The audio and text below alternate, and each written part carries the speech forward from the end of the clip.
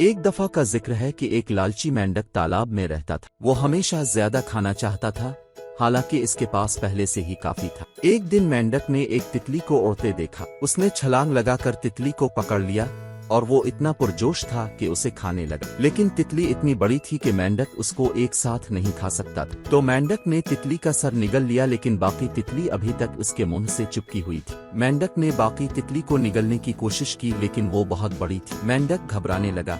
वो नहीं जानता था कि क्या करे। उसने तितली को थूकने की कोशिश की, लेकिन वो फंस गई।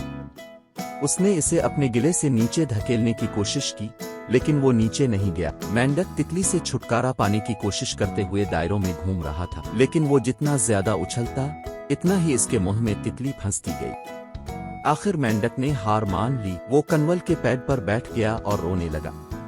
मैं इतना लालची क्यों हूँ? उन्होंने कहा। अगर मैं इतना लालची ना होता तो मैं इस गंदगी में ना होता। तभी एक अक्लमंद बूढ़ा कछुआ तीर कर आया। क्या हुआ छोटा मेंढक? उसने पूछा। मेंढक ने कछुए को तितली के बारे में बताया। आह, कछुए ने कहा, मैं आपका मसला देख रहा हूँ। आप बहुत लालची हैं। आपको अपने पास जो है इस पर राजी रहना सीखना चाहिए। मेंढक ने सोचा कि कछुए ने किया कहा से एहसास हुआ कि कछुआ ठीक कह रहा है।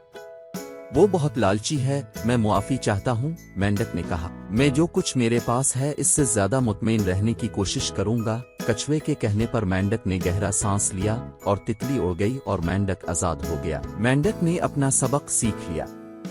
वो अब लालची नहीं था। जो कुछ इसके पास था इस पर वो मुतमईन था और वो खुश था। कहानी का अखलाक, लालच बुरी बला है। जो कुछ आपके पास है इस पर राजी रहे।